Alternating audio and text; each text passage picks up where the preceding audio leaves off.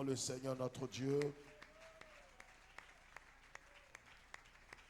Acclamons le Seigneur notre Dieu. Veuillez vous asseoir. Dieu soit avec nous. Amen. 2 Corinthiens chapitre 4, 2 Corinthiens chapitre 4, le verset 11 à 12. 2 Corinthiens chapitre 4. Nous lisons la parole du Seigneur.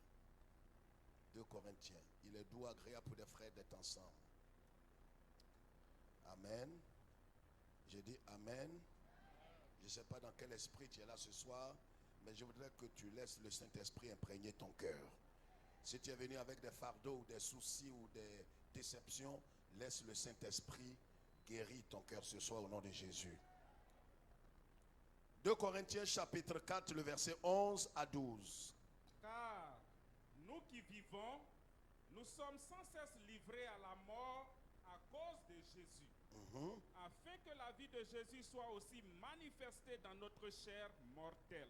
Vas-y. Ainsi, la mort agit en nous et la vie agit en vous. Ainsi, la mort agit en nous et la vie agit en vous. Amen. Est-ce qu'on peut dire cette dernière phrase-là? Ainsi, la mort agit en nous et la vie agit en vous. On peut le dire à haute voix, s'il vous plaît. On peut le dire, c'est un verset de l'Écriture. On peut le répéter.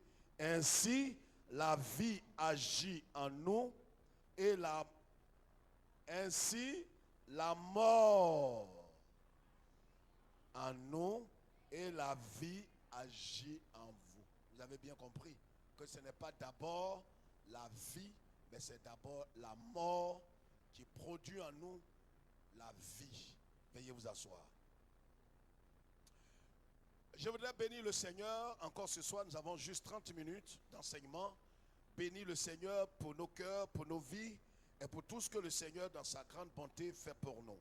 Le thème ce soir, la croix dans la transformation, dans notre transformation. La croix dans notre transformation ou dans la transformation intérieure. Amen. La croix dans notre transformation intérieure. De quoi parle l'apôtre Paul dans sa deuxième épître aux Corinthiens? Frères et sœurs, levons la tête. Paul parle ici de quelque chose, d'un principe inaliénable, un principe biblique, un principe important. Je voudrais vous rappeler que quelque chose s'est passé dans la vie des apôtres. J'ai dit de lever la tête. On se souvient ici de l'apôtre Pierre, qui a été appelé par le Seigneur, qui aimait le Seigneur de tout son cœur, qui craignait le Seigneur, qui suivait le Seigneur pas pour de l'argent, qui ne suivait pas le Seigneur pour les biens de ce monde, qui ne suivait pas le Seigneur pour avoir juste un poste dans le gouvernement à venir de Christ, mais qui suivait le Seigneur de tout son cœur, qui aimait le Seigneur et qui était prêt, selon lui, à mourir pour le Seigneur. Je voudrais que nous entamions un thème important dans la marche chrétienne. Frère, vous savez, un homme peut être sincère avec Dieu. Écoutez-moi très bien. Je voudrais saluer tous ceux qui nous suivent partout. Un homme peut aimer Dieu de tout son cœur. Un homme peut craindre Dieu. Un homme peut être honnête. Je l'ai dit tout à l'heure, il peut être sincère, honnête, loyal. Un homme peut commencer la course, cette course chrétienne, parce qu'en vérité, c'est une course, c'est un combat. Et ne pas achever cette course. Voici ce qui est, aux yeux de certaines personnes, comme une tragédie. Un homme comme Pierre a dit à Jésus, partout où tu iras, je serai non seulement avec toi, mais je suis prêt à déposer ma vie sur l'autel. Je suis prêt à perdre ma vie. Je suis prêt à mourir pour toi, Seigneur. Il était sincère dans la chair quand il le disait.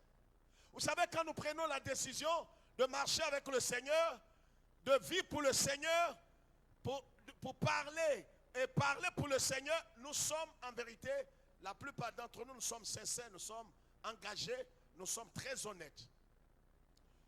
Mais je le dis, une chose est d'être honnête avec Dieu. Et une autre chose est d'arriver véritablement à accomplir ce que votre bouche a confessé. C'est pourquoi la Bible dit que la fin d'une chose vaut mieux que son commencement. Parce que la finalité va révéler l'attitude véritable de ton cœur quand tu commençais la marche.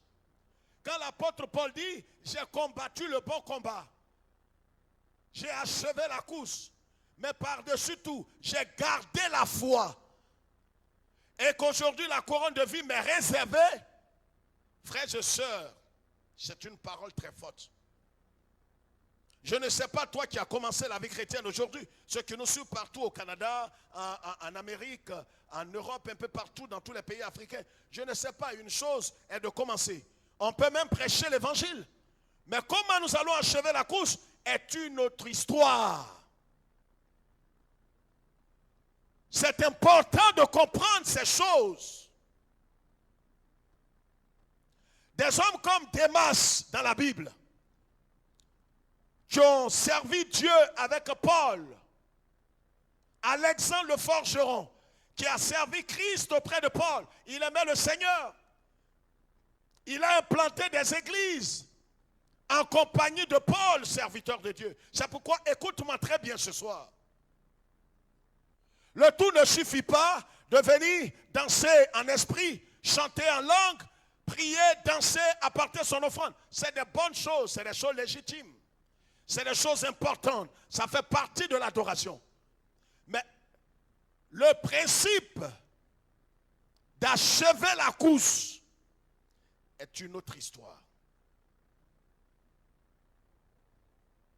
Est une autre histoire. Vous savez, il y a quelque chose qui m'a amené à réfléchir. Il fut un temps où des banques en Côte d'Ivoire faisaient des publicités.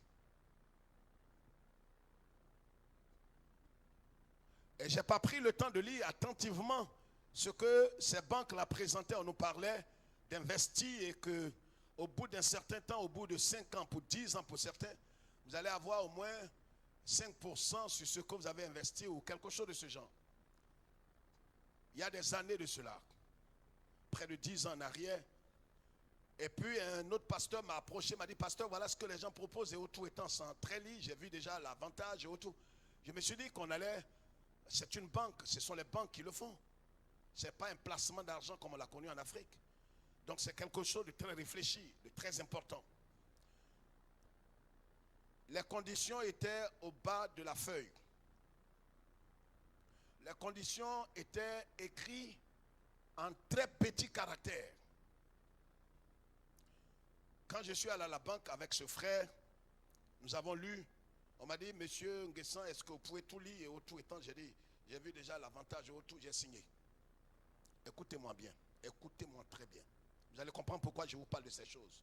Vous savez, entrer au ciel, c'est pourquoi Jésus dit qu'il n'y a pas de prix. Il a déjà payé le prix. Mais quand bien même qu'il ait payé le prix, pour entrer, il y a ta responsabilité.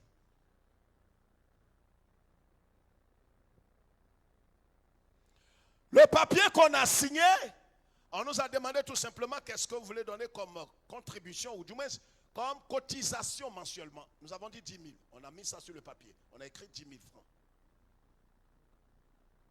On a commencé à cotiser. Chaque mois, on donnait 10 000. C'était rien du tout. On donnait 10 000 francs par mois. Arrivé à un certain moment, après 2 ans, on doit aller jusqu'à 10 ans. Après 2-3 ans, j'ai appelé le comité de gestion pour leur dire, ils m'ont dit, pasteur, ça va être un peu difficile et on ne sait plus s'il faut continuer ou pas. Écoutez-moi ici. Je leur ai dit, mais si vous voyez que ça ne va pas, on va arrêter. On avait déjà cotisé 10 000 francs par mois pendant 3 ans déjà. On peut tourner autour de près de 300 et quelques mille, ou 400 000 bientôt. Je me suis dit, qu'en arrêtant, on va aller récupérer notre argent. Mais je n'avais pas bien lu dans les conditions que quand vous arrêtez de votre propre chef la cotisation avant le temps, vous perdez tout ce que vous avez cotisé. Je n'ai pas lu ça.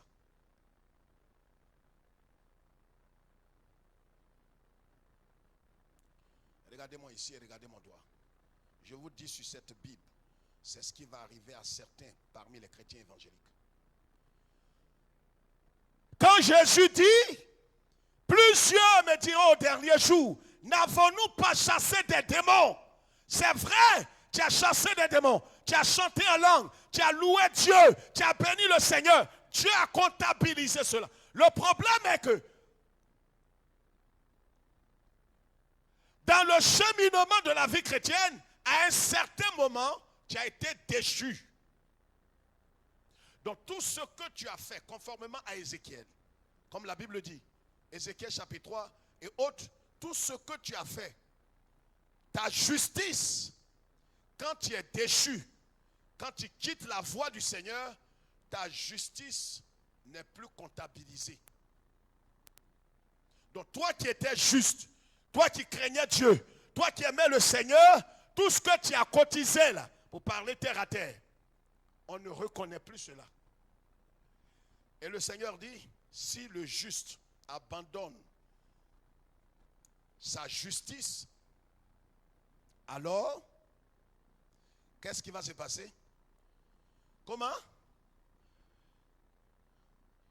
Le Seigneur ne porte plus de regard favorable sur toi. Par contre, si le pécheur abandonne sa mauvaise voie, alors Dieu, dans sa grande clémence et sa miséricorde, portera un regard favorable sur lui. Ça veut dire que pendant que nous sommes en train de marcher, contrairement à ce que les gracieux vous ont fait croire, et tu demeures délibérément dans le péché, tu perdras ton âme. Cette doctrine de démon sur laquelle plusieurs sont assis, ils pensent que le fait de servir le Seigneur, de marcher avec le Seigneur et de demeurer délibérément et volontairement dans le mal ne va pas les disqualifier. Mais c'est une doctrine de démon. Tu mourras et tu iras en enfer avec cette doctrine. Les gracistes, c'est des gens qui ont la marque de la bête. Si quelqu'un te dit, vis bon comme bon te semble, oh, c'est rien, même si tu meurs dans les bras d'une prostituée, tu iras au ciel. Vous savez, il y a des antéchrists, je l'ai prêché sur la chaîne internationale, il y a des antéchrists en Côte d'Ivoire, il y a des antéchrists partout dans le monde. Un antéchrist, c'est un ennemi de Christ, il est né pour se perdre. Pierre, qu'est-ce qui va se passer? Aimer le Seigneur. Mais ce Pierre qui aimait le Seigneur, à un certain moment de la marche, va renier le Seigneur qu'il aime. Comme un homme qui aime le Seigneur, peut-il renier le maître? Peut-il dire devant tout le monde et devant les esprits qu'il n'a jamais connu Jésus? Qu'est-ce qui a pu bien se passer? Répondez à cette question, frère.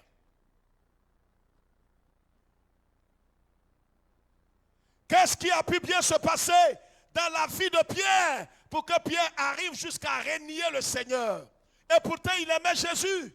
Et pourtant, le Saint-Esprit a parlé par sa bouche. Et pourtant, c'est lui qui a révélé à tout l'ensemble des disciples. Quand Jésus a posé la fameuse question, qui dites-vous que je suis? Il a dit à Jésus, laisse-moi te dire une chose. Je vois quelque chose. Tu vois, tu es le Christ, le Fils du Dieu vivant. Jésus lui a dit, ce n'est pas de toi-même, mais c'est mon Père qui t'a révélé cela. Quelqu'un à qui le Père parle, comment peut-il se perdre? Réfléchis. Le Père lui a parlé. Le Saint-Esprit a parlé au cœur de Pierre. Mais au soir de sa vie, avec Jésus, il s'est égaré. Il a renié le Seigneur. Il a dit, je ne le connais pas. Il a même fait des imprécations. Il a juré. Donc quand tu me regardes dans mes yeux, je te regarde dans tes yeux. Et ceux qui nous suivent aussi. Quelqu'un peut dire, moi, je ne vais jamais quitter Jésus. Moi, est-ce que... Les gens, ils ne savent pas où je suis quitté. C'est ce que tu dis. Ça n'émeut personne. Il y a un processus. Et si tu n'as pas suivi le processus, on sait que toi, tu n'achèveras pas la course. Tu n'achèveras pas la course. On le sait. Pourquoi et qu'est-ce qui est arrivé à Pierre? Pierre lui-même. Jésus lui a dit, Pierre, j'ai prié pour toi. Satan t'a réclamé pour te cribler comme le froment. Mais j'ai prié pour toi pour que ta foi ne défaille point. Écoutez-moi bien, pour que ta foi ne défaille point. Et quand tu reviendras en toi, alors tu sauras comment te conduire. Pierre aimait Jésus.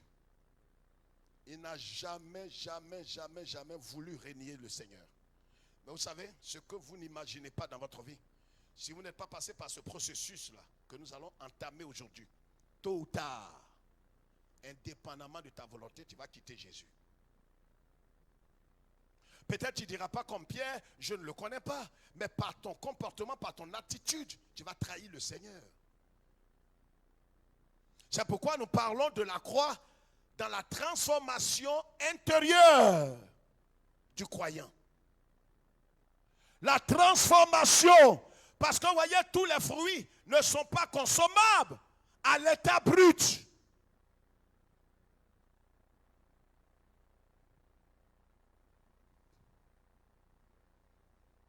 Il y a des produits qu'on appelle des produits finis. Il y a des produits avant qu'ils ne soient produits finis, ils doivent passer par la machine. Vous voyez l'huile d'olive? Vous savez comment est-ce qu'est fabriquée l'huile d'olive?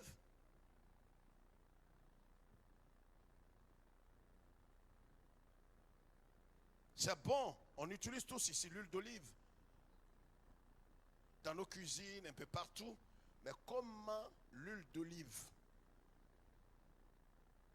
cette huile de qualité, cette huile vierge là est produite?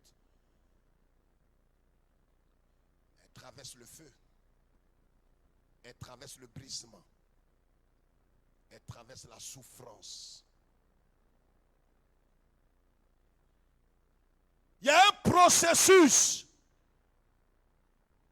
C'est pourquoi l'apôtre Paul parle ici en 2 Corinthiens chapitre 4, que nous avons, chapitre 4, le verset 1. Il dit, car nous qui vivons, écoutez-moi, nous qui vivons, il ne parle pas des païens, il ne parle pas des religieux, il parle de ceux qui vivent, qui sont nés de nouveau, qui vivent dans le Seigneur, qui ont la vie éternelle. Il dit, nous qui vivons, nous qui avons la vie éternelle, nous qui sommes passés de la mort à la vie éternelle, nous qui vivons. La Bible dit, celui qui a le Christ a la vie éternelle. Nous qui vivons. Si vous avez bien vu dans votre Bible, j'ai mis virgule. Nous sommes. Nous qui vivons dans le Seigneur, nous qui sommes éclairés, nous qui sommes passés des ténèbres à la lumière, nous qui étions des enfants de colère, qui sommes devenus maintenant des enfants de lumière, nous qui vivons. Il parle de ceux qui sont sauvés. Il ne parle pas des religieux. Il ne parle pas de ceux qui sont dans l'église évangélique, mais qui ne sont pas convertis, qui ont fait peut-être la réforme de leur vie, qui parlent comme les chrétiens, mais qui intérieurement ne sont pas convertis. Ceux-là ne sont pas concernés par le verset. Il parle de ceux, nous qui sommes nés de nouveau, qui avons l'esprit de Christ, qui sommes sauvés, dont le nom est inscrit dans le livre de vie. Nous qui vivons. Il ajoute en disant, nous sommes sans cesse livrés à la mort à cause de Christ. Comment est-ce qu'on peut être sans cesse livré à la mort et puis on est vivant? De quelle mort s'agit-il? C'est cette mort que Pierre, dans sa conversion, n'avait pas connue. Tous ceux qui ne sont pas passés par ce principe, c'est des hommes et des femmes qui ne sont pas préparés spirituellement à achever la course et à garder la foi. C'est pourquoi, dès qu'on vient à Christ, je vous l'ai expliqué, je l'explique encore parce que c'est pédagogique, la répétition. Regardez ici, j'ai dit, il y a quelque temps en arrière que quand nous venons à Christ, notre esprit qui était coupé avec Dieu, j'ai dit de soulever la tête, tu ne vas pas comprendre. Et quand tu ne comprends pas, il faut lever la tête, il faut suivre. Quand nous venons à Christ, quand l'homme a péché, l'homme a été séparé d'avec Dieu. Quand nous venons à Christ, alors Dieu, par son esprit, fait naître notre esprit de nouveau. C'est-à-dire que notre esprit qui était dans la mort revient à la vie. Donc Dieu, le Saint-Esprit, vient loger dans notre esprit à nous. Le Saint-Esprit qui a ramené notre esprit à la vie, c'est lui qui a ramené Jésus à la vie. Donc notre esprit qui était mort, le Saint-Esprit, le grand esprit, la troisième personne de la Trinité, ramène notre esprit à la vie. Donc il ressuscite notre esprit. C'est pourquoi notre esprit maintenant commence à avoir la nature de Dieu. Et le Saint-Esprit s'assoit dans notre esprit. Si quelqu'un a compris. Donc le Saint-Esprit s'assoit dans notre esprit. Et c'est de là qu'il va inculquer la vie. Parce que le Saint-Esprit, c'est l'esprit de Jésus. C'est pourquoi quand vous prophétisez, vous voyez quelqu'un prophétise, il dit quoi? Ainsi parle le Seigneur. Et quand il demande c'est qui, il dit je suis Jésus. C'est l'esprit de Jésus. Donc quand il vient dans l'esprit de l'homme, qu'est-ce qu'il fait? Il va commencer à faire quoi?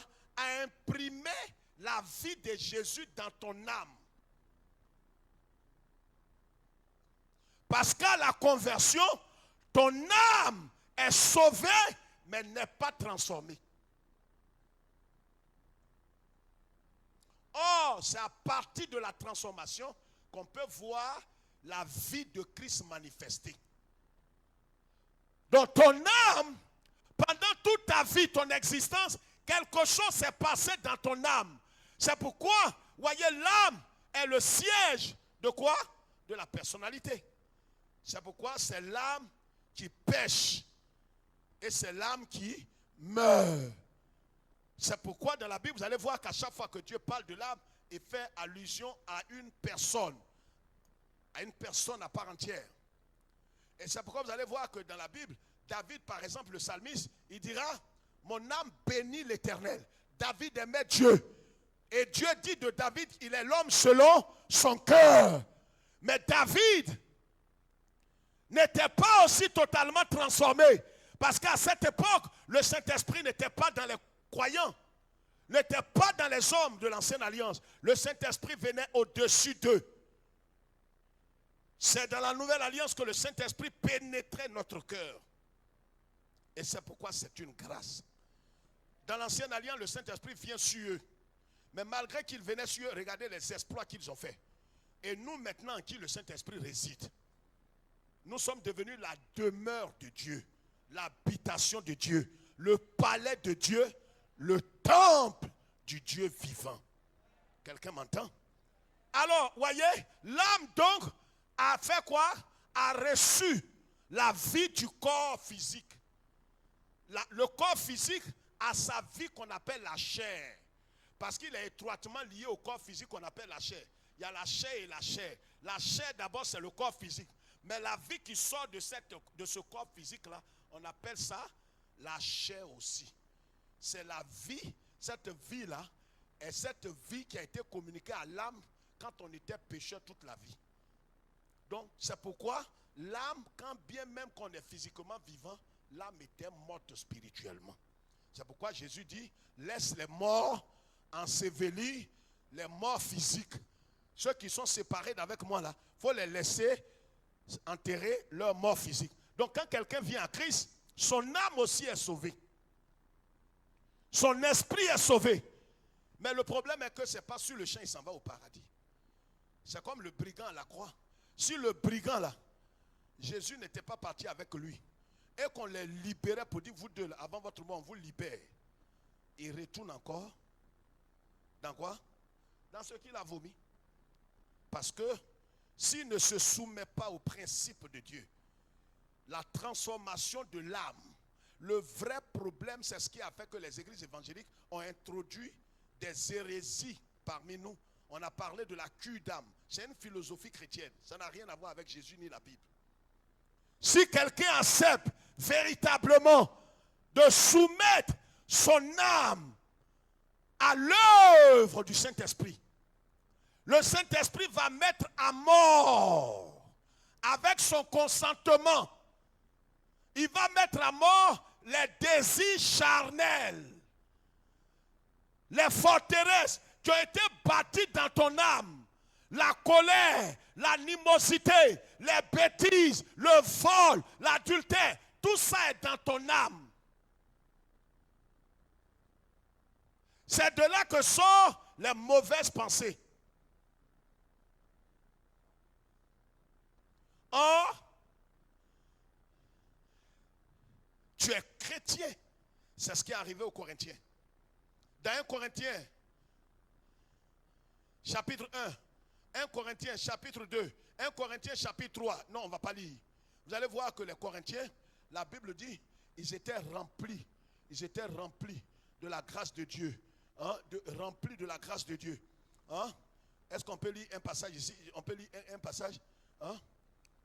Lis le verset 4 et 5. 4 et 5. Lis ça rapidement. 1 Corinthiens, s'il te plaît, va vite. Va vite, pasteur. Je rends à mon Dieu de continuelle action de grâce à votre sujet pour la grâce de Dieu qui vous a été accordée en Jésus-Christ. Car en lui, vous avez été comblés. Vous avez été comblés de toutes les richesses qui concernent la parole et la connaissance. C'est Paul qui rend témoignage des Corinthiens dans sa première lettre. Ça, c'est au chapitre 1. Les mêmes Corinthiens, c'est les Corinthiens, c'est à partir des Corinthiens, regarde ici, c'est à partir des Corinthiens qu'on a su qu'il y avait 9 dons de l'esprit. C'est à partir des Corinthiens. Les Corinthiens étaient dans une dimension prophétique. C'est-à-dire que les gens étaient dans une dimension que les autres églises ne connaissaient pas. Mais les mêmes Corinthiens, au chapitre 3, déjà leurs trucs ont commencé, leur folie. En effet, puisqu'il y a parmi vous de la jalousie, et qui avait la plénitude de la connaissance, la plénitude de la sagesse, la plénitude de la parole, la plénitude de l'esprit, la plénitude des dons. Jalousie vient faire quoi là où il y a parlé en langue? Kalabo, kalaba, kabababa, kabababa. Mais la même qui prophétise là, on dirait une sorcière. Elle ne parle pas à sa soeur, parle pas à son mari, parle pas à quelqu'un. Rancunière, jalouse, aigrie. Mais elle parle la langue. Quelle bêtise.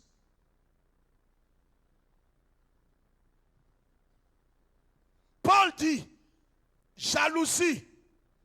En effet, il y a parmi vous de la jalousie, des disputes. N'êtes-vous pas charnel et ne marchez-vous pas selon l'homme?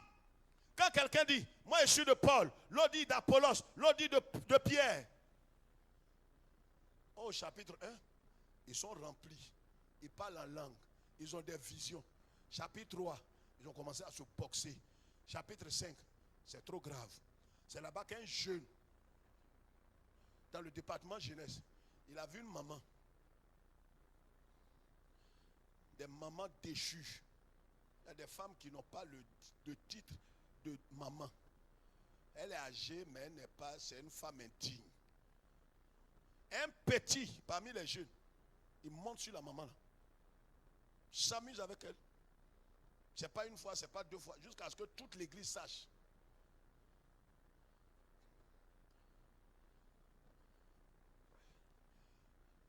Un petit serpent.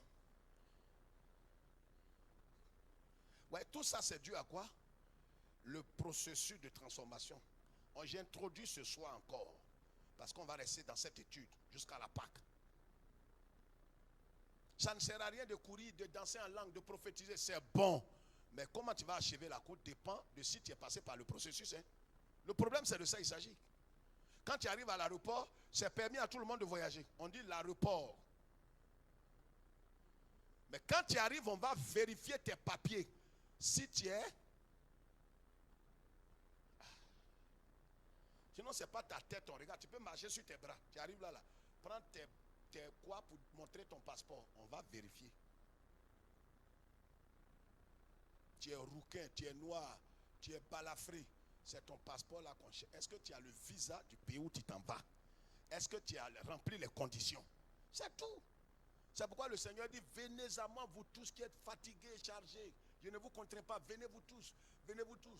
Mais quand tu arrives, dis, ah, on est venu pour aller au paradis. Dis, ah, d'accord. Vous êtes arrivé, vous avez entendu le message? Venez. Donc vous devez renoncer à vous. Il dit, c'est quoi renoncer là?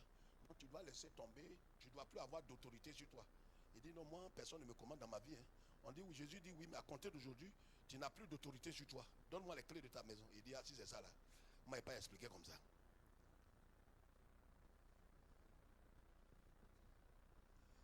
Chapitre 5.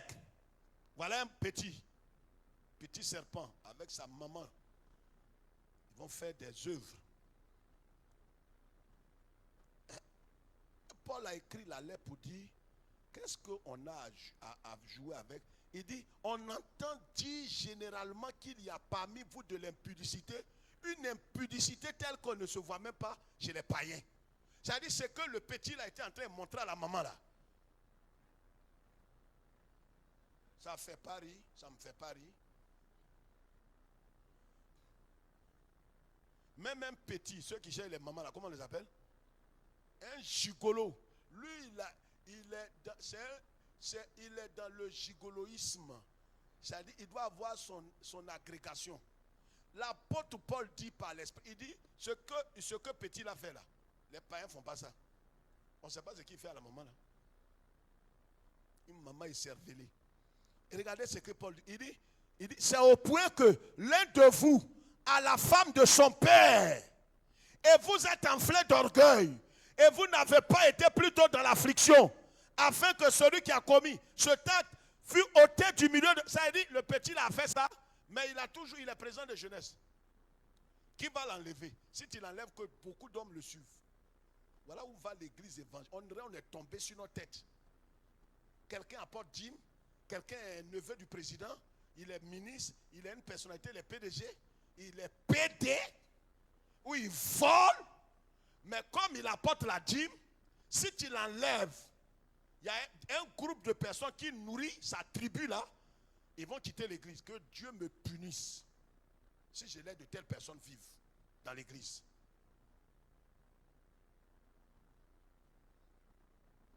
Tu es qui? Va nourrir ta famille là-bas avec ça.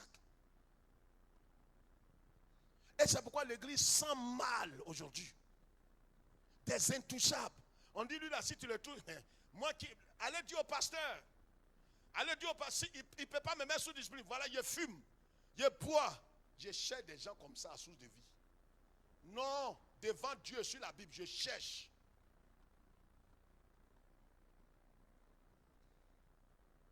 Toi, tu peux ouvrir ta bouche pour dire ça. Même si c'est dans ta main qu'on mange, on va broyer ta main là. C'est pourquoi l'église évangélique va mal. Des PD prospèrent, des mamans tocards prospèrent. C'est quoi tout ça? Et quand tu vas la toucher, hein, si tu me touches, moi, je prends mes dîmes, je prends mes offrandes. Avant que tu ne viennes là, il y avait des offrandes. Il y avait des... Si l'église évangélique fait ça, même si on est en petit nombre, Dieu sera au milieu de nous. Mieux vaut que Dieu soit avec nous qu'un PD qui ne veut pas changer. Mais même si tu n'es pas ta main, on ne sait pas si tu es dedans. Et puis si tu es dedans, tu peux partir. Je crois qu'ici, là, on va te dire non, tes yeux qu'on va regarder pour dire non, oui, il s'en va. Non, à Dieu.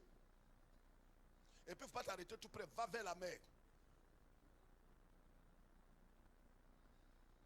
Les Corinthiens étaient sauvés, mais ils n'étaient pas transformés. Oh, quand tu n'es pas transformé, c'est que tu vas pour ta perdition. Le problème qu'on a dans l'église, ce n'est pas que les sorciers sont forts. Les divisions, les palabres, les bêtises qui se font, c'est un problème de quoi? De transformation du caractère. Donc l'âme, comme je l'ai expliqué, à la conversion, l'âme est sauvée, mais n'est pas transformée. Or, quand quelque chose n'est pas transformé, l'âme là a toutes les caractéristiques de quelque chose qui n'est pas transformé. Un chrétien né de nouveau, qui n'est pas transformé, qui n'est pas passé par la croix, qui n'est pas passé par la mort à soi, il ressemble très pour très à un païen. Le païen boit, il boit. Le païen fume, il fume. Les gens, il fait palabre, il fait palabre. On va demander, mais toi, tu es converti? Il dit, oui, mais je suis converti. Il a été baptisé la dernière fois. Le problème est que c'est la transformation qui va faire la différence. S'il se soumet librement au Saint-Esprit, le Saint-Esprit va prendre sa vie, la vie de Christ là, et il va planter ça. Il va planter ça où? Dans son âme. Parce que c'est ton âme qui révèle ta personnalité. Ce n'est pas ton esprit. C'est pourquoi Jésus dit, l'esprit est bien disposé, mais la chair est faible. Or, la chair impacte l'âme. C'est dans l'âme que se trouvent les émotions. Ce n'est pas ton esprit qui fait que tu pleures. C'est ton âme. C'est ton âme qui te fait pécher. Donc il faut que le Saint-Esprit, on donne toute la latitude au Saint-Esprit qui est dans notre esprit de faire quoi? D'imprimer le caractère de Christ, le fruit de l'esprit, qui est la patience, qui est la joie, qui est la paix, qui est l'amour. Il va planter un à un. Ça peut prendre 100 ans. La chose qui va rester éternelle avec toi, c'est ton caractère. C'est pourquoi le caractère là, peut te disqualifier. Le caractère peut faire que tu peux avoir des bons dons. Mais ton caractère hideux, grincheux, peut te disqualifier. Quand quelqu'un est colérique, on dit non, on n'a pas. Quand je suis venu à Jésus, on n'a pas fait ma délivrance. Non, tu es malhonnête. C'est quelle délivrance? Dans la Bible, je vais vous dire devant Dieu que je sais et je le jure devant tous ceux qui me suivent et sur mon ministère. Un chrétien normal ne peut pas être possédé. Ce n'est pas biblique. Arrêtez ces conneries. C'est être irresponsable.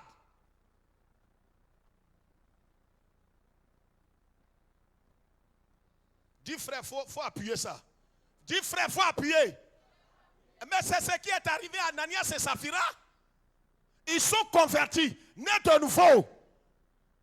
Si c'était aujourd'hui les pasteurs malhonnêtes qu'on est là, on allait dire viens, fais ta cul d'âme.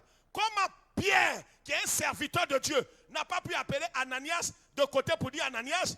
Il dit Ananias, Ananias attends. Écoute-moi, pourquoi tu as permis, regarde comment il parle, il dit comment tu as permis au diable de pénétrer ton cœur? Comment tu as pu permettre au diable de faire une telle œuvre dans ton cœur? Il n'était pas possédé, il était converti, mais il a menti librement. La Bible dit qu'y a-t-il entre Bélial et Christ? Les deux ne peuvent pas s'asseoir dans les doctrines, dans les églises évangéliques. Peu importe l'âge de cette église évangélique, elle est déchue. Ceux qui croient qu'un père chrétien né de nouveau, rempli du Saint-Esprit, et puis est possédé, avoir les liens ancestraux, tu n'es pas loin de tomber sur ta nuque. C'est irresponsable. C'est un chrétien irresponsable. Normalement, là, Pierre devrait dire non, Ananias, viens mon fils. Tu vois, ce n'est pas de ta faute. C'est le cordon ombilical de ta mère qui fait que tu mens. Ta maman mentait, ta grand-mère mentait, tes aïeux mentaient. C'est ça qui est rentré en toi. Mais on va, tu vois, on va scier ça. Quand on va scier, vous aimez les bêtises comme ça. C'est des conneries. Et c'est dans le temps de la grâce. Hein. Ce n'est pas loi. Où Jésus est mort, il est ressuscité, il nous a rachetés. C'est ça, Pierre regarde Ananias et dit, regarde, tu vas mourir. Aïe, comment pasteur? Prends-le, c'est ta brebis. Voilà, les vendeurs d'illusions, ils aiment les conneries comme ça. Pasteur, pourquoi on dit un message comme ça? Donc quelqu'un, ça veut dire quoi? Quelqu'un qui est divorcé, qui est marié légalement, qui est divorcé, ne peut plus se marier tant que l'un des conjoints est vivant. C'est ce que la Bible a dit dans Romains chapitre 7. C'est ce que la Bible a dit. Si vous allez au mariage d'un divorcé, vous êtes complice, vous êtes adultère. Vous criez pouet, ça est dans la Bible. Tu crois que c'est tes sentiments, on va suivre? Lis ça, on va terminer. Parce que quand je parle de ça, les gens, sur Internet, les gens envoyaient des messages. Parce que quoi, mais pourquoi? Lis, Romains 7, lis vite, Jean. Pour ce qui concerne les choses dont vous m'avez écrit, je pense qu'il est bon pour l'homme de ne point toucher de femme. Toutefois, pour éviter l'impudicité, que chacun ait sa femme et que chaque femme ait son mari. Que le mari rende à sa femme ce qu'il lui doit et que la femme agisse de même envers son mari. Oui. La femme n'a pas autorité sur son propre corps. Romains 7, hein? Oui. Romains 7, pasteur. Tu nous as pris le temps, hein? Romains 7. Lis. Quelqu'un a trouvé, il lit Romains 7. Ignorez-vous, frères, car je parle à des gens qui connaissent la loi. Vas-y vite. Que la loi exerce son pouvoir sur l'homme aussi longtemps qu'il vit. La loi exerce son autorité sur l'homme tant que tu es vivant. Je vais vous expliquer ça à la Pâque. Pourquoi on ne doit plus te forcer? On ne doit plus te contraindre. Pourquoi on ne doit plus te manifester? Pourquoi on ne doit plus te forcer à porter temps, à faire temps? Parce que toi, tu es mort avec Christ. Tu étais marié à la loi. Oh, c'est ça qu'on appelle bonne nouvelle. Tu étais marié à la loi. Et quand tu es mort, tu es revenu à la vie. La loi n'a aucune autorité sur toi maintenant. C'est pourquoi on ne doit plus te forcer. Comprenez? Ça, je vais vous expliquer à la part. Vas-y vite. Ainsi, une femme mariée est liée par la loi à son mari tant qu'il est vivant. Il est lié à ça? À son qui? Mari. Combien de temps? Tant qu'il est vivant. Tant qu'il est vivant. En Christ ou bien au dehors, tout ça, il parle de tout le monde. Tant que son mari est vivant, il est lié. Elle est liée à son mari. Vas-y. Mais si le mari meurt, elle est dégagée de la loi. Si son mari meurt ou si sa femme meurt, elle est dégagée, il est dégagé. C'est pourquoi n'allez pas commettre des conneries. Il y a ma grande sœur qui s'est mariée là. Elle a divorcé, elle est au baptiste, elle a assemblé Dieu, elle est sous de vie. Mais bon, elle est en train de refaire sa vie. C'est bon d'aller suivre ce que tu t'en fais là-bas. Le ciel te comptabilise. Dis frère, c'est quoi ça? Mais écoute-moi ici avec tes deux oreilles. Quand on tuait Étienne, les gens ont enlevé leur habit pour déposer au pied d'un jeune homme qui s'appelle Saul. Il était compté comme un meurtrier. Dieu le voyait comme un tueur. Regarde, quand il t'associe à des gens, le fait d'aller, c'est pourquoi la Bible dit quoi? Sortez du milieu d'eux et je vais vous accueillir. Ne prenez pas part à ces œuvres infructueuses. Voilà la parole de Dieu. Ça aide, c'est dur. Mais c'est dur et puis de faire quoi? De rendre ça mou. C'est mon papa qui a écrit ça. Il a envoyé au franc, tu vas rendre ça mou. Donne ça à tes parents, ils vont rendre ça mou. Moi, je ne peux pas rendre ça mou. C'est pourquoi la Bible dit quoi? Le chemin qui mène au ciel est comment? On n'a qu'à grossir ça pour toi, parce que tu as grossi.